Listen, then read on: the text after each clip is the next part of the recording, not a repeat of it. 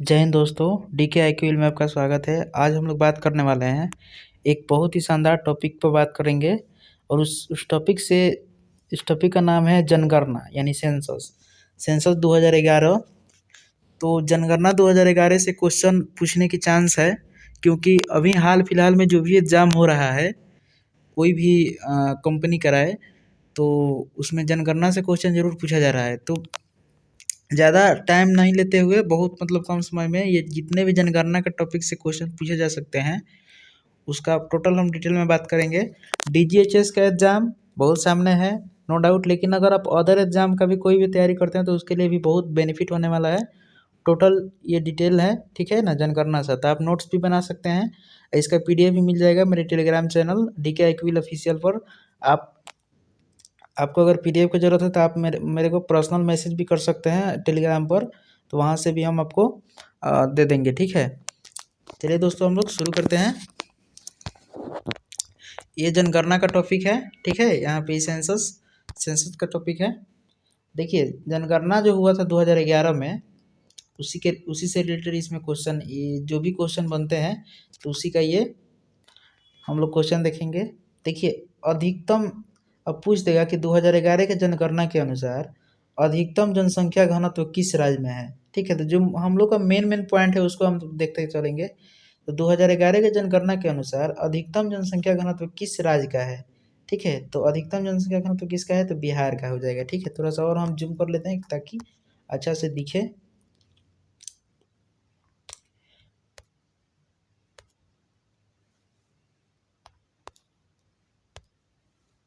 तो ये हो गया क्वेश्चन।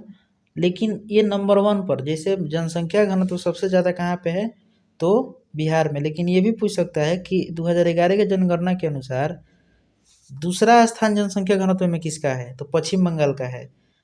ये पूछ सकता है कि भारत की जनसंख्या घनत्व पूरे, भारत की जनसंख्या घनत्व क्या थी 2011 के जनगणना के अनुसार, पूरे भारत की जनसंख्या घनत्व क्या थी, तो 382 व्यक्ति प्रति वर्ग किलोमीटर, ठीक है। 382 व्यक्ति प्रति वर्ग किलोमीटर, बहुत ही वेरी वेरी इंपॉर्टेंट टॉपिक है। और ये तो कम पूछा जा सकता है, लेकिन ये जो दोनों है बहुत महत्वपूर्ण टॉपिक है। पूछ देगा कि सबसे ज़्यादा जनसंख्या किस राज्य में है, तो बिहार में। और सबसे भारत में जनसंख्या कितना है, तो 382 व्यक्ति प्रति वर्ग किलोमीटर। चलिए हम लोग अगला पॉइंट पर देखते हैं। अगला पॉइंट है कि न्यूनतम जनसंख्या घनत्व कहाँ पे है। 2011 के जनगणना के अनुसार न्यूनतम जनसंख्या घनत्व कहाँ पे है, तो अरुणाचल प्रदेश में है, 17 व्यक्ति प्रति वर्ग किलोमीटर। बाकी आप लोग ये देख सकते हैं, जो मेन पॉइंट है उसको हम कराते चल रहे हैं। अब ये भी पूछ सकता है कि सर्वाधिक जनसंख्या घनत्व वाले 2011 के जनगणना के अनुसार सर्वाधिक जनसंख्या घनत्व वाले केंद्र शासित प्रदेश कौन सा है, तो इसका राइट आंसर क्या हो जाएगा, दिल्ली हो जाएगा। दिल्ली 11,320 व्यक्ति प्रति वर्ग किलोमीटर, ठीक है। और सबसे कम जनसंख्या घनत्व वाले केंद्र शासित प्रदेश यहीं पे जान लेते हैं, तो अंडमान निकोबार हो जाएगा, ठीक है। 46 व्यक्ति यहाँ पे है। अब ये पूछ सकता है कि 2011 के जनगणना के अनुसार अधिकतम लिंगानुपात कितना है, तो 1000 पुरुषों पर जितना महिलाएं रहती है उसी को क्या कहते हैं, लिंगानुपात कहते हैं। तो अधिकतम लिंगानुपात कहाँ का है, तो केरल का है। कितना है, तो 1084, यानी 1000 पुरुष पर 1084 महिलाएं हैं, ठीक है, 2011 के जनगणना के अनुसार। तो अभी जो हाल फिलहाल में जो जनगणना होनी है वो बाकी है, तो लेकिन अभी नहीं हुआ है, तो इसलिए 2011 वाले से ही क्वेश्चन हर एग्जाम में पूछे जा रहे हैं। और ये पूछ सकता है कि दूसरा स्थान किसका है लिंगानुपात में, तो तमिलनाडु का हो जाएगा। अब न्यूनतम लिंगानुपात पूछेगा 2011 के जनगणना के अनुसार, तो राज्य में अगर पूछेगा, ये भी राज्य है, तो राज्य में जो पूछेगा न्यूनतम लिंगानुपात कहाँ का है 2011 के जनगणना के अनुसार, तो हरियाणा का है, 879 है, ठीक है। कितना है, तो 879। और दूसरा न्यूनतम कितना है, तो सिक्किम का है। अब ये पूछ सकता है कि सर्वाधिक लिंगानुपात वाला केंद्र शासित प्रदेश कौन सा है। 2011 के जनगणना के अनुसार सर्वाधिक लिंगानुपात वाला केंद्र शासित प्रदेश कौन सा है, तो पुडुचेरी है, 1037 यहाँ पे लिंगानुपात है। न्यूनतम लिंगानुपात केंद्र शासित प्रदेश कौन सा है, तो दमन दीव है। यहाँ पे एक और नोट लिखा गया है कि भारत का लिंगानुपात 983 है, तो अभी हाल फिलहाल का ये डाटा है, ठीक है। एक दूसरा हिसाब से इसमें जारी किया जाता है, तो यहाँ पे ये आप लोग थोड़ा सा देख लीजिएगा।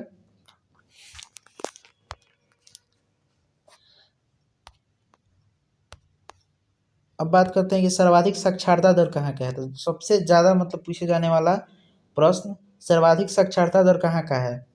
तो 93 पॉइंट कुछ है, मतलब 93.71 के आसपास है। तो इसको 94 मान कर चल सकते हैं, ठीक है ना। यानी सर्वाधिक साक्षरता दर भारत की कहाँ पे है, तो केरल में है। और यहाँ पे 94% साक्षरता दर। और दूसरा कहाँ के है, तो दूसरा है मिजोरम का, ठीक है। दूसरा मिजोरम का रेट जिसको बोलते हैं, इसको क्या बोलते हैं, लिटरेसी रेट इंग्लिश में बोलते हैं, हिंदी में साक्षरता बोलते हैं। तो दूसरा सबसे ज़्यादा कहाँ पे है, तो मिजोरम में है। और पहला सबसे ज़्यादा कहाँ पे है, तो केरल में है। न्यूनतम साक्षरता दर कहाँ पे है, तो बिहार में है 61.8%। सबसे कम दूसरा साक्षरता दर, जैसे दूसरा स्थान किसका है, तो 65.4% के साथ अरुणाचल प्रदेश है। बिहार के बाद सबसे कम साक्षरता दर वाला राज्य कौन सा है, तो अरुणाचल प्रदेश है, 65.4%। तो यही पूछेगा कि न्यूनतम साक्षरता दर किस राज्य में है, तो बिहार में। और सबसे ज़्यादा साक्षरता दर कहाँ पे है, तो केरल में। सर्वाधिक साक्षरता दर वाला केंद्र शासित प्रदेश कौन सा है, तो लक्षद्वीप हो जाएगा, 91.8% हो जाएगा, ठीक है। चलिए हम लोग अगला पॉइंट पर चलते हैं। न्यूनतम साक्षरता दर वाला यहाँ पे दिया गया है। न्यूनतम साक्षरता दर वाला कौन सा हो जाएगा, एक सेकेंड। न्यूनतम साक्षरता दर वाला आपका ये हो जाएगा 76.2% के साथ दादर नागर हवेली, ठीक है। स्त्री और पुरुष साक्षरता में सबसे अधिक अंतर कहाँ पे है, स्त्री और पुरुष साक्षरता में सबसे ज़्यादा अंतर राजस्थान में है। तो ये भी क्वेश्चन पूछा जा सकता है कि 2011 के जनगणना के अनुसार स्त्री और पुरुष साक्षरता में सबसे अधिक अंतर किस राज्य में देखने को मिलता है, तो राजस्थान हो जाएगा इसका राइट आंसर। हम कैसे क्वेश्चन पूछा जाता है वैसे भी बता रहे हैं हम, ठीक है, क्योंकि एग्जाम देते देते हमको भी अनुभव इतना तो हो ही गया है। चलिए अब जनसंख्या से रिलेटेड कुछ हिस्ट्री है, ठीक है, इसको हम लोग देख लेते हैं, क्योंकि कराना बहुत ज़रूरी है। हो सकता है कि ये भी पूछा जा सकता है। देखिए ऐसा नहीं है कि डीजीएचएस के एग्जाम में क्या आएगा किसी को नहीं पता है। जो भी बता रहा है कि ये आएगा, ये आपको गुमराह कर रहा है। लेकिन जो जनरली अभी हाल फिलहाल में जो एग्जाम में पूछे जा रहे हैं उसको देखना बहुत ज़रूरी है, ठीक है। देखिए जनसंख्या है, तो जनसंख्या देखिए इसका कुछ हिस्ट्री है। हिस्ट्री क्या है कि भारत में जो जनगणना की शुरुआत हुई थी 1872 में हुई थी। सबसे पहले जो भारत में जनगणना की शुरुआत हुई थी 1872 में हुई थी। उस समय जो लॉर्ड मेयो के काल में हुई थी, ठीक है, उस समय लॉर्ड मेयो के कार्यकाल में हुई थी। लेकिन ये क्वेश्चन पूछा जा सकता है कि नियमित रूप से यानी रेगुलर रूप से जनगणना कब हुई, तो ये कब हुई, तो 1881 में। इस समय किसका शासन था, तो लॉर्ड रिपन का शासन था। किसका शासन था, तो लॉर्ड रिपन का शासन था। यानी ये भी क्वेश्चन पूछा जा सकता है कि भारत में पहली बार जनगणना कब हुआ था। भारत में पहली बार जनगणना कब हुआ था, तो 1872 में। सबसे पहली बार नियमित जनगणना कब हुआ था, तो 1881 में। 1881 में किसका कार्यकाल चल रहा था, तो लॉर्ड रिपन का कार्यकाल चल रहा था। भारत में जनगणना की शुरुआत किसके काल में हुआ, 1872 में तो हुआ, लेकिन लॉर्ड मेयो के काल में हुआ था। ऐसा क्वेश्चन पूछा जा सकता है, ठीक है।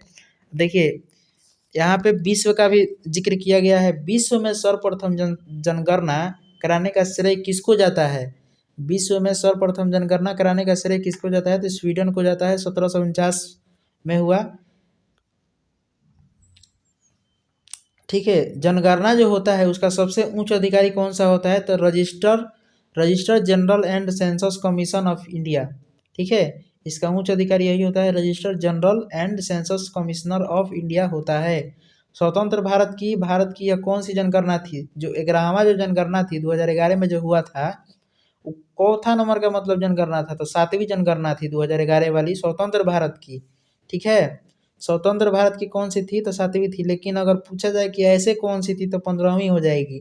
लेकिन अब हाल ही में ये भी पूछा जा सकता है कि जो 2023 तो गया, 2024 में हो सकता है कि हुए, तो वो कौन सी होगी, जो होने वाली जनगणना है वो कौन सी होगी, तो स्वतंत्र भारत की 8वीं होगी।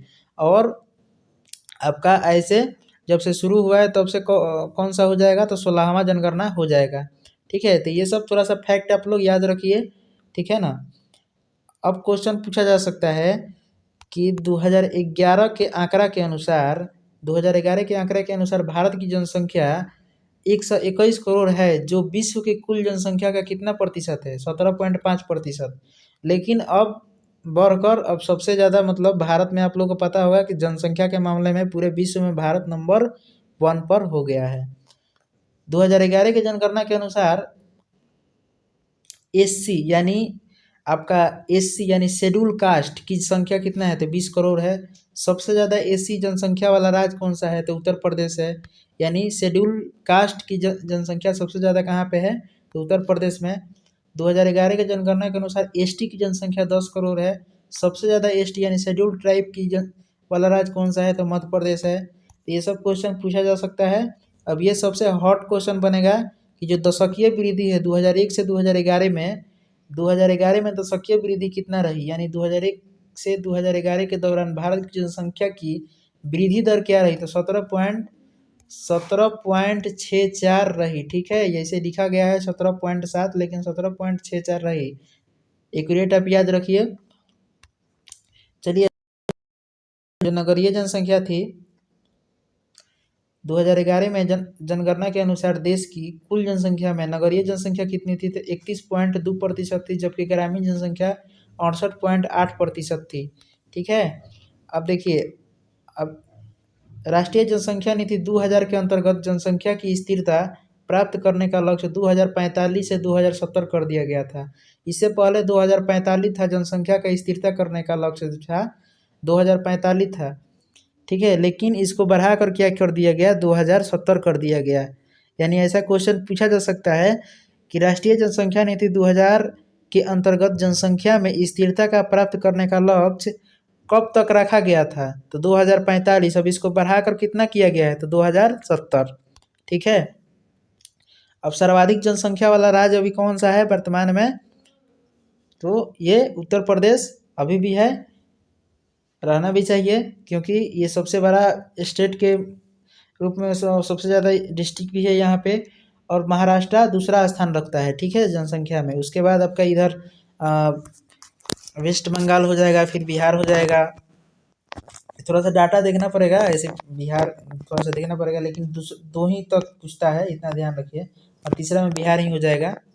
अब चलिए, न्यूनतम जनसंख्या वाला राज्य कौन सा है, तो न्यूनतम जनसंख्या वाला सबसे कम जनसंख्या वाला राज्य कौन सा है 2011 के अनुसार, सबसे कम सिक्किम हो जाएगा। ठीक है, अब केंद्र शासित प्रदेश का बात करें तो सर्वाधिक जनसंख्या वाला राज्य कौन सा है, तो दिल्ली। केंद्र शासित प्रदेश में सर्वाधिक जनसंख्या वाला राज्य दिल्ली, और न्यूनतम जनसंख्या कहाँ पे है, तो लक्षद्वीप में है। ठीक है, 2011 के जनगणना के अनुसार सर्वाधिक जनसंख्या दिल्ली और न्यूनतम जनसंख्या लक्षद्वीप। ऐसे मतलब छोटा छोटा आप लोग पॉइंट बनाकर मतलब काफ़ी अच्छा तरह से बना सकते हैं। ठीक है, छोटा छोटा ही बनाइए ऐसे ही। दशकीय वृद्धि अगर पूछेगा 2011 में दशकीय वृद्धि किस राज्य में सबसे ज़्यादा हुई, तो मेघालय में सबसे ज़्यादा हुई। और दशकीय गिरावट किस राज्य में सबसे ज़्यादा हुई, ठीक है, यानी निगेटिव ग्रोथ कहाँ पे हुई, तो नागालैंड में। मतलब यहाँ पे क्या हुआ कि जनसंख्या का जो दर था वो घट गया यहाँ पे। ठीक है, नागालैंड में 2001 से 2011 के बीच में क्या हुआ, यहाँ पे घट गया। अब होगा तो हो सकता है बढ़ जाए, लेकिन अब होगा तभी पता चलेगा। फिलहाल ऐसे क्वेश्चन ऐसा ही क्वेश्चन पूछा जाता है। तो इसका पीडीएफ हम अपने टेलीग्राम चैनल DKIQ ऑफिशियल पर डाल देंगे। आप लोग वहाँ से अच्छा तरह से नोट्स बना लीजिएगा। ठीक है, अगर बाय द वे नोट्स नहीं डलता है तो आप टेलीग्राम पर ज्वाइन होइए। उसके बाद क्या कीजिए, मेरे को पर्सनल कमेंट मैसेज कीजिए, हम आपके पास पीडीएफ प्रोवाइड करा देंगे। ठीक है, मिलते हैं फिर किसी अगले वीडियो में, तब तक के लिए जय हिंद। अगला वीडियो देखिए मैथ्स का टॉप 10 या टॉप 5 मैथ्स का क्वेश्चन, फिर रीजनिंग का क्वेश्चन। उसके बाद फिर आपका जो प्रीवियस ईयर का जो बाकी था उसको हम कराने वाले हैं। तो आप लोग उसको जाकर इसको पहले अपलोड कर देते हैं, उसके बाद उसको कराएंगे, फिर अपलोड करेंगे।